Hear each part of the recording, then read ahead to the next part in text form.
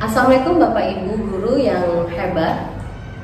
Izinkan kehadiran kami bertiga di sini yaitu untuk memenuhi tugas demonstrasi kontekstual.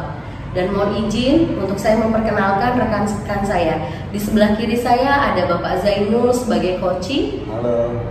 Dan sebelah kanan saya adalah Ibu Entin sebagai coach. Hai. Dan saya sendiri di sini sebagai observer. Baik, sebelum kita memulai coaching hari ini, ada beberapa hal yang ingin saya tanyakan terlebih dahulu kepada Bu Entin terkait sebagai coach. Yang pertama, Bu Entin, kira-kira Bu, kompetensi coaching apa yang ingin Ibu kembangkan pada saat ini? Untuk kompetensi coaching yang ingin saya kembangkan, pastinya saya berusaha untuk hadir secara penuh supaya saya bisa mendengarkan secara aktif apa yang disampaikan oleh kunci yaitu Pak Zainul. Setelah itu saya akan berusaha menggali informasi dan kompetensi Pak Zainul dalam menyelesaikan setiap permasalahan yang ada menggunakan pertanyaan-pertanyaan yang berbobot. Baik, yang kedua Bu Entin, kira-kira bagian kompetensi mana yang sudah Ibu sebutkan tadi yang secara spesifik ingin Ibu Entin observasi? Untuk yang ingin diobservasi lebih fokus ke pertanyaan berbobot sih Bu ini. Ya baik. Untuk pertanyaan yang selanjutnya Bu, kira-kira indikator ketercapaian dari tujuan pengembangan yang diinginkan Bu, apa sih dari kegiatan ini Bu? Tujuannya adalah saya ingin berusaha menggali tadi ya informasi dan kompetensi yang Pak Jai miliki dalam menyelesaikan setiap permasalahan yang nanti akan Pak Jai obrolin dengan saya menggunakan pertanyaan-pertanyaan berbobot tadi. Baik, terima kasih ya Bu untuk penjelasannya. Setelah ini boleh Bu Entin dan Pak Jai untuk melakukan coaching demonstrasi kontekstual. Siap Bu. Assalamualaikum Pak Jai. Waalaikumsalam Bintin. Apa kabarnya nih? Alhamdulillah Bintin sehat. Alhamdulillah. Alhamdulillah saya juga sehat Pak. Terima kasih nih ya udah meluangkan waktu untuk coaching kita hari ini. Sepertinya siang ini Pak Jai kayaknya mukanya agak-agak kurang bersemangat. Apa karena hawanya yang panas atau bagaimana nih Pak? Memang karena situasi dan kondisi selepas dari kesehatan yang kurang baik kayaknya sih. Oh gitu ya Pak. Nah kira-kira nih Pak, Iya. siang ini kita mau ngobrolin apa sih Pak? Oke baik Bintin. Jadi di sini saya sebenarnya memiliki permasalahan di dalam proses pembelajaran karena kebetulan saya mengajar di pembelajaran olahraga, tentunya di mana ada teori dan prakteknya. Nah, yang jadi permasalahan adalah tentang teori. Pada saat belajar teori, biasanya saya melakukan di dalam ruang kelas. Pada saat teori di dalam kelas, ini saya melihat anak-anak itu banyak yang kurang fokus. Nah, saya melihat karena anak itu menganggap bahwa kegiatan olahraga itu dilaksanakannya di lapangan, bukan di dalam kelas, sehingga anak-anak merasa kalau di dalam kelas itu kayaknya bagaimana bosan atau bagaimana, sehingga anak-anak itu tidak bisa fokus dalam belajarnya. Padahal teori ini kan ada di dalam materi gitu, artinya PJOK itu ada teori dan praktek. Nah, ini yang harus saya sampaikan, ini teorinya supaya anak-anak itu bukan hanya paham tentang prakteknya, tetapi dia juga paham tentang teorinya. Itu sih yang ingin saya bicarakan dengan dia. Oh iya, kalau boleh saya tangkap nih ya Pak, dari permasalahan tadi yang Bapak sebutkan itu adalah berkenaan dengan proses pembelajaran ya, tapi lebih ke teori. Kalau praktik mah Bapak udah enjoy ya, karena siswa bisa mengikuti dengan baik. Namun pada saat belajar teori di dalam kelas, Bapak mengalami kendala bahwa anak itu kurang fokus gitu ya Pak ya. Jadi kurang antusias, lebih antusias di lapangan gitu. Nah, mungkin karena apa, anak bosan karena sudah belajar dengan guru kelas gitu ya. Jadi Pak Jai merasa ini suatu masalah gitu ya. Nah, kira-kira nih karena percakapan ini kan sangat singkat Pak. Kira-kira apa nih yang ingin Pak Jai dapat dari obrolan kita siang ini di akhir percakapan nanti? Yang ingin saya dapatkan tentunya adalah bisa menyelesaikan suatu solusi yang terjadi saat ini. Tentunya agar anak-anak itu bisa fokus belajarnya di dalam ruangan kelas.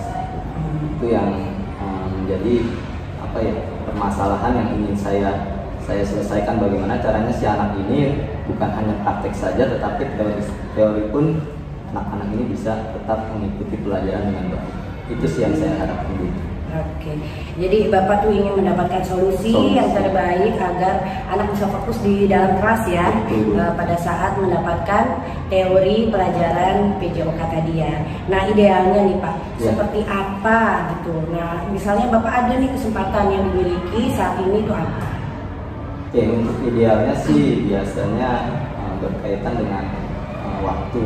Nah, waktu ini biasanya kan kalau saya ini mengajar anak itu kan nggak mungkin 100% di dalam kelas. Biasanya pengennya itu walaupun ada teori, tetap dia pengen harus ada praktik di lapangan. Itu idealnya seperti itu. Ada teori dan praktik. Ada teori dan praktik. Jadi idealnya itu berkaitan dengan waktu. Jadi Pak Jai akan menggabungkan gitu kali ya, mengcombine antara teori dengan praktik dalam satu waktu itu. Ya seperti itu. Nah, jika kondisinya diibaratkan pada rentang 1 sampai 10 nih Pak Jai ya, dari kondisi yang tadi Pak Jai sudah jelaskan tadi, ceritakan tadi, kira-kira Pak Jai sendiri merasa ada di skala berapa nih Pak? Kalau saat ini saya sih perkiraan berada di rentang skala 6 sih. Skala 6 ya untuk keadaan yang tadi ya. Skala 6. Nah kira-kira Pak Jai ingin melanjutkan ke skala berapa nih? Kalau skala sih saya menginginkan yang tertinggi sih sebetulnya. Jadi antara 1 sampai 10 di skala 9 dan 10. Mudah-mudahan bisa. Oke. Jadi Pak Jai sendiri saat ini ada di skala 6 dan Pak Jai ingin sekali ya untuk mengubah skala tersebut menjadi ke skala 9 atau yang sempurna 10 gitu ya. Nah, kira-kira nih Pak, peluang apa yang akan Bapak ambil dari kejadian tadi nih? Ya, peluang yang akan saya ambil sih, saya harus bisa memanage waktu ya, bagaimana waktu yang singkat yang saya dapatkan dalam pelajaran PJOK ini bisa saya maksimalkan. Artinya, misalkan saya mengajar 4 jam, bisa 2 jam ini saya pakai di teori, kemudian 2 jam itu saya lakukan di praktek. Nah ini 2 jam masing-masing ini harus saya maksimalkan dengan baik gitu, mempersiapkan apa sih yang harus saya berikan kepada anak di dalam teori maupun di praktek. Kemudian saya juga mungkin harus mempersiapkan apa saja media-media atau metode yang membuat anak itu lebih antusias dalam belajar. Nah, Pak, dari peluang yang tadi akan Bapak ambil nih berkenaan dengan manajemen waktu, Bapak kan mengajar itu 4 JP ya. Nah, 2 JP Bapak akan gunakan untuk teori dan 2 JP berikutnya Bapak akan gunakan untuk praktik. Begitu juga dalam persiapan membuat RPP gitu ya tadi Bapak terus menyediakan media, metode yang akan Bapak gunakan tadi. Nah kira-kira nih Pak, dalam sebuah pembelajaran itu kan biasanya kita akan menemukan hambatan, tantangan. Kira-kira apa sih hambatan, tantangan untuk mencapai tujuan tersebut? Ya, hambatan atau tantangan yang bisa ditemui gitu. Sering ditemui. Yang pertama adalah mungkin ini kesiapan dari peserta didik. Biasanya kan karena PJOK ini rentang waktunya kadang-kadang untuk teori dan praktek ini belum terjadwal. Nah, ini yang terjadi adalah anak itu tidak siap dalam menghadapi teori, entah mereka tidak membawa peralatan seperti buku PJOK, buku catatan, ataupun kesiapan yang lain. Nah, ini yang menjadi hambatan saya dalam menjalani pembelajaran di dalam kelas. Oke, jadi hambatannya berkaitan dengan kesiapan murid ya. Kesiapan murid mungkin belum siap bawa buku gitu ya. Terus belum terjadwal tadi ya Pak, karena belum terjadwal saja. Nah, kira-kira nih Pak, apa reaksi Bapak atau solusi yang akan Bapak ambil jika menemui hambatan tadi? Ya. Ketika saya melihat ketika melihat masalah yang terjadi, maka reaksi saya ya pertama saya akan membuat jadwal rutinitas yang memang itu sudah menjadi pembelajaran ya, yang mana sebelumnya itu teorinya tidak teratur ya, mungkin jadwal ini akan bisa menyesuaikan anak-anak untuk bisa belajar dengan baik gitu. Artinya kesiapan anak pun nantinya bisa lebih siap dalam menerima pembelajaran. Itu sih ya.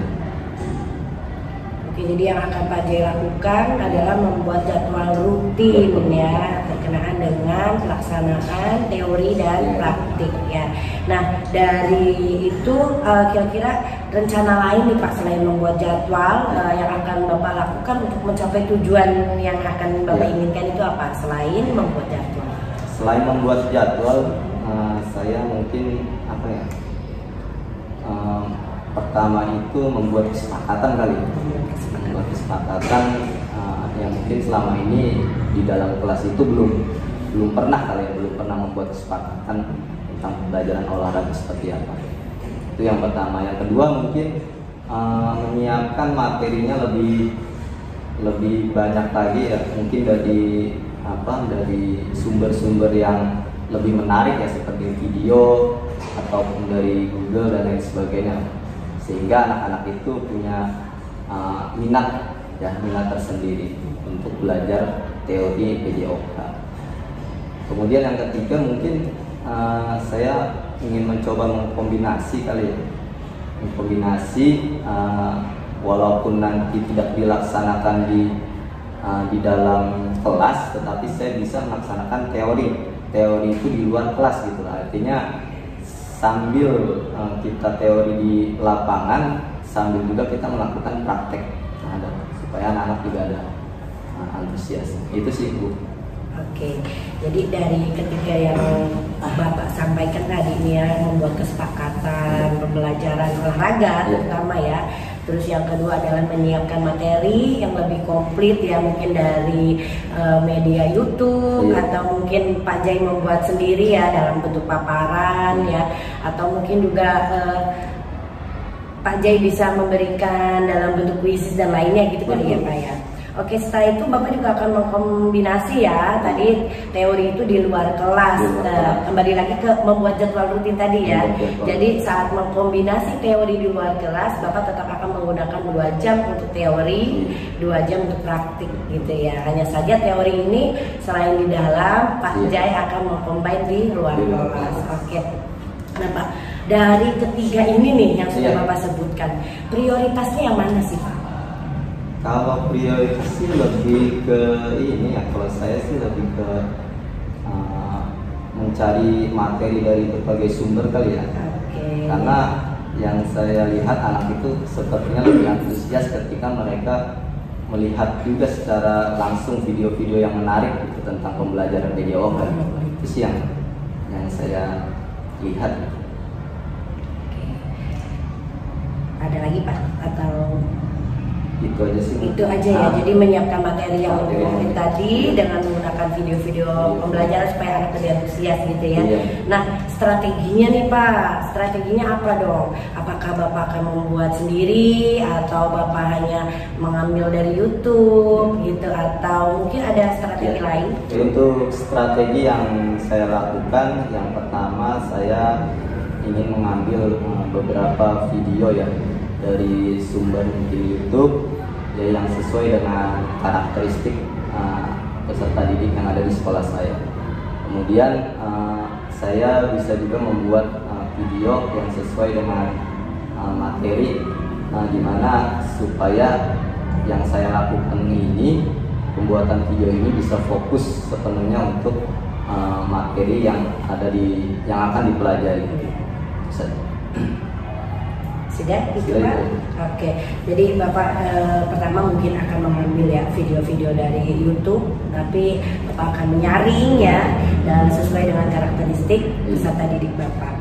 Nah setelah itu Bapak juga akan membuat video sendiri ya, yang disesuaikan dengan materi apa yang akan Bapak capai, yang akan Bapak sampaikan. Oke nih Pak, kira-kira kapan nih akan dilaksanakan? Ya, untuk waktunya sih sesegera mungkin ya, karena ini kan berkaitan dengan proses pembelajaran. Kalau di lama-lama nanti anak ini akan terbengkalai. Jadi sesegera mungkin ya, sesegera mungkin, karena memang benar Pak, saya setuju banget nih ya, karena proses pembelajaran itu kan berlangsung ya setiap hari, kita hanya libur 2 hari, nah bisa ya di sini Bapak mulai membuat ya maksudnya. Oke, kira-kira nih Pak, kalau misalnya sudah dilakukan nih ya Pak, ukuran keberhasilan menurut Bapak itu apa sih yang bisa tercapai? Ukuran keberhasilannya anak itu bisa antusias ya, antusias bukan hanya praktiknya saja, tetapi teorinya pun anak-anak bisa lebih memahami gitu. Karena nantinya anak-anak ini kan akan dihadapi dengan ulangan maupun penilaian tengah semester dan akhir semester. Nah, ini yang menjadi tolak ukur keberhasilan supaya anak-anak bisa menjawab soal-soal nanti yang ada gitu, soal-soal yang nanti disampaikan. Oke ya, jadi ukuran keberhasilan menurut Bapak itu setelah Bapak melakukan hal-hal yang tadi ya, yang sudah disebutkan, anak-anak itu akan menjadi antusias dalam pembelajaran baik praktik maupun teori. Nah, berhubungan dengan tujuan tadi ya Pak, supaya anak itu bisa menghadapi tadi ya penilaian harian, penilaian tengah semester, bahkan pas ya kan. Oke. Nah, kira-kira nih Pak ya, biasanya kan Bapak udah nih punya keinginan seperti itu ya, capaian keberhasilan seperti itu, tapi kan kadang menemukan gangguan-gangguan juga nih Pak. Nah, kira-kira bagaimana nih cara mengatasinya? Iya, kalau gangguan itu ya pasti ada ya ketika kita mau melakukan suatu perubahan. Tapi bagaimana keseriusan kita, keinginan kita untuk merubah semuanya, ya balik lagi ke komitmen kita nih sebagai guru nih, supaya kita ini tanggung jawab kita terhadap anak-anak itu seperti apa gitu. Karena anak-anak didik kita itu baik buruknya itu tergantung dari bagaimana kita mengajarnya. Itu sih. Jadi Pak Jai kan tadi bilang ya, dari gangguan-gangguan yang tadi sudah Pak Jai sendiri sebutkan, nah Pak Jai itu akan mengatasinya dengan cara keseriusan secara mandiri ya sendiri. Setelah itu Pak Jai akan menjalankan komitmen. Berkenaan dengan komitmen tadi nih Pak Jai, nah komitmen apa nih terhadap rencana aksi yang akan Pak Jai lakukan? Komitmen yang saya jalankan yaitu menjalankan jadwal yang sudah saya buat, jadwal mungkin dari teori maupun prakteknya, ataupun kombinasi antara teori dan praktek di lapangan. Kemudian yang kedua, komitmen saya dalam menyiapkan materi ya dari berbagai sumber sehingga anak-anak juga tidak jenuh atau bosan. Kemudian yang ketiga adalah membuat kesepakatan yang sudah saya buat bersama anak-anak, yang nantinya itu akan menjadi pegangan buat kita bersama untuk mencapai tujuan pembelajaran. Oke ya, jadi Pak J ini akan udah langsung ya untuk menjalankan komitmennya adalah akan menjalankan jadwal yang sudah Bapak buat itu, baik teori maupun praktek, bahkan mengkombinasi di lapangan. Setelah itu Bapak juga akan menyiapkan materi ya tadi dari berbagai sumber, itu akan menjadi komitmen Bapak. Setelah itu dari kesepakatan kelas Bapak akan laksanakan bersama siswa ya. Oke. Nah, siapa nih Pak kira-kira dan apa yang bisa membantu Bapak? Iya. Yang pertama yaitu rekan sejawat tentunya yang sejalan dengan seprofesi lah dengan saya, sehingga mereka juga paham ya tentang kegiatan atau pembelajaran olahraga dan sebagainya. Itu yang pertama. Yang kedua tentunya wali kelas ya sebagai orang yang punya kelas gitu. Sehingga saya bagaimanapun di dalam kelas saya tentunya harus meminta dukungan terhadap wali kelas. Kemudian yang ketiga tentunya pimpinan saya harus selalu meminta dukungan dan support dalam menjalankan aktivitas pembelajaran saya. Oke, jadi ada tiga ya, tiga stakeholder yang nantinya akan membantu Bapak dalam melaksanakan aksi nyata ini, yaitu yang pertama adalah rekan sejawat yang seprofesi karena bisa sharing gitu kali ya Pak ya, karena pembelajarannya sama jadi bisa sharing dengan rekan sejawat. Setelah itu Bapak akan selalu berkoordinasi dengan wali kelas ya, mungkin berkenaan dengan siswa ini bagaimana gitu kemajuannya gitu ya. Setelah itu Bapak juga akan selalu minta dukungan kepada pimpinan dalam melaksanakan setiap kegiatan yang akan Bapak laksanakan tadi. Oke, sayang sekali nih Pak, kayaknya waktu kita udah mau habis nih ya dari obrolan ini nih Pak. Kira-kira apa yang sudah Pak Jai dapat dari percakapan kita? Oke, yang sudah saya dapat tentunya saya jadi menemukan beberapa ide yang nantinya bisa saya terapkan kepada anak-anak dalam setiap proses pembelajaran. Tentunya ide-ide ini juga harus saya pegang menjadi komitmen saya dalam setiap kegiatan pembelajaran. Itu sih yang saya dapat hari ini. Terima kasih. Oh iya, oke, sama-sama Pak. Jadi Bapak sudah menemukan ide-ide yang akan diterapkan dalam proses pembelajaran tadi berkenaan dengan teori pembelajaran olahraga. Oke Pak, semoga rencana aksi dan apa yang menjadi tujuan Bapak dari percakapan kita hari ini dapat dilaksanakan dan dicapai dengan lancar. Semoga sukses dan terima kasih Pak untuk waktunya hari ini. Terima kasih juga Bunti. Selamat sore Pak. Assalamualaikum warahmatullahi wabarakatuh. Baik, terima kasih Bu Entin, Pak Jai atas coachingnya hari ini, sangat bermanfaat sekali ya Bapak Ibu. Dan Pak Jai juga sudah menemukan ide-ide baru ketika sudah sharing sama Bu Entin. Nah, jadi ada beberapa hal juga lagi nih Bu Entin yang bisa saya pertanyakan setelah Bu Entin melakukan coaching terhadap Pak Zainul. Kira-kira apa yang sudah dilakukan pada saat melakukan coaching yang menjadi indikator ketercapaian pengembangan yang ingin diinginkan, Bu? Pastinya saya menyediakan diri ya Bu ya untuk hadir secara utuh dengan Pak Jai supaya saya bisa menangkap semua yang Pak Jai sampaikan. Saya menjadi pendengar yang baik, saya berusaha untuk membuat catatan-catatan apa yang sudah Pak Jai sampaikan. Setelah itu saya juga berusaha untuk terus menggali informasi dan menemukan kompetensi Pak Jai untuk menyelesaikan masalahnya sendiri dengan pertanyaan-pertanyaan yang berbobot pastinya. Baik, terima kasih penjelasannya Bu Entin. Di sini saya akan sampaikan beberapa poin Bu terkait hasil catatan observasi yang berbasis data, yang bebas dari penilaian dan asumsi fokus pada area kita tadi selama kita coaching. Jadi tadi kan Bu Entin sudah mengatakan yang sudah dilakukan dari coaching ini adalah menyiapkan diri untuk mendengarkan secara penuh gitu ya Bu ya, secara utuh, secara aktif bertanya melalui pertanyaan-pertanyaan berbobot yang sudah disampaikan Pak Zainul. Nah, berdasarkan pengamatan saya nih ya Bu, dengan kita mengaitkan Tirta, di mana Tirta itu kan memiliki komponen ya Bu ya, yaitu tujuan, identifikasi, rencana aksi, dan tanggung jawab, itu sudah tampak jelas Bapak Ibu ya, sudah tampak jelas.